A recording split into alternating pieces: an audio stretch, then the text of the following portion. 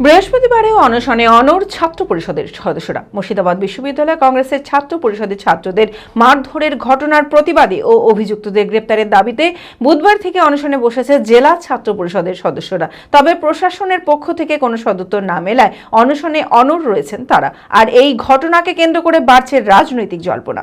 মানসিক স্বাস্থ্যের জন্য সবার আগে যে নামটি মনে ভেসে ওঠে, সুস্থ মনের ঠিকানা মনোবীক্ষণ।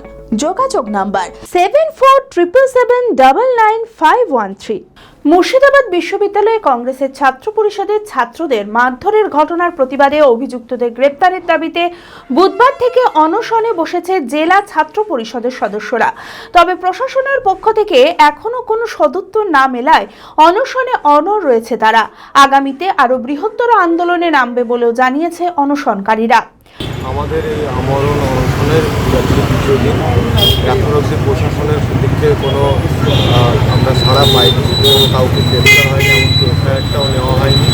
তো আমরা আমাদের এই যে সরকারের অবহেলা, এতে বোঝা যাচ্ছে সরকার জড়িয়ে আছে, দুর্নীতিতে প্রাধান্য দেওয়া হচ্ছে। এতে সাধারণ মানুষ এবং সাধারণ ছাত্রছাত্রীরা বুঝতে পারছে যে সরকার সরকার আর কি করতে পারে। তবে ছাত্রদের মারধরের প্রতিবাদে তীব্র কটাক্ষ করেন অধীর চৌধুরী। তার মানে পশ্চিমবঙ্গ প্রশাসন বলে কিছু নেই, এইখানে কলেজের ছাত্রগুলোকে মারার সব প্রশাসন চুপ করে দাঁড়িয়ে আছে। কলেজের ছাত্রদেরকে মার খেতে হবে, কারণ তারা মুখ্যমন্ত্রীর একটা কাজের, অর্থাৎ বহরমপুর এবং মুর্শিদাবাদ জেলার মানুষের দাবি অনুযায়ী পশ্চিমবঙ্গ সরকার বাজেটে যখন ঘোষণা করলো যে বহরমপুর কেন কলেজকে বিশ্ববিদ্যালয়ের মর্যাদা দেওয়া হবে, তাতে খুশি হয়ে ছাত্ররা মিষ্টি খাতে গেলে তাদের উপর আক্রমণ হয়, পুলিশ চুপ করে থাকে। আর যখন আইন ভেঙে পরীক্ষার দিন যেটা কেউ পারে না সেখানে মিছিল হচ্ছে, তখন পুলিশ চুপ করে আছে। তবে এই ঘটনায় তৃণমূল ছাত্র পরিষদের কোনো সদস্য জড়িত নেই বলে জানান জেলা যুব তৃণমূলের সভাপতি বিশ্বদেব কর্মকার। ইউনিভার্সিটিতে যে ঘটনাটা ঘটেছে তার পরিপ্রেক্ষিতে আমি যেটুকু খবর পেয়েছি যে এর সাথে তৃণমূল ছাত্র পরিষদের কেউ যুক্ত আছে বলে আমার জানা নেই। আমি যেটুকু খবর পেয়েছি যে সাধারণ ছাত্রদের সাথে কংগ্রেসের একটা গ্রুপবাজি ঝামেলা হয়েছে, তার সাথে তৃণমূল ছাত্র পরিষদের কেউ নেই। কারণ ইউনিভার্সিটির নতুন ইউনিট ইতিমধ্যে ঘোষণা হবে এবং সেই ইউনিটে তৃণমূল ছাত্র পরিষদের ইউনিট থাকবে। যাদের সাথে ঝামেলা হয়েছে তারা তৃণমূল ছাত্র পরিষদ সক্রিয়ভাবে করে এবং তৃণমূল ছাত্র পরিষদের কোনো পদে আছে বলে আমার জানা নেই। আমার কাছে খবর তৃণমূল ছাত্র পরিষদ নয়, সাধারণ ছাত্রদের সাথে কংগ্রেসের একটা গ্রুপবাজি ঝামেলা, লবিবাজি ঝামেলা হয়েছে। এর সাথে তৃণমূল ছাত্র পরিষদ বা তৃণমূলের কোনো যুক্ত থাকার কথা নয়।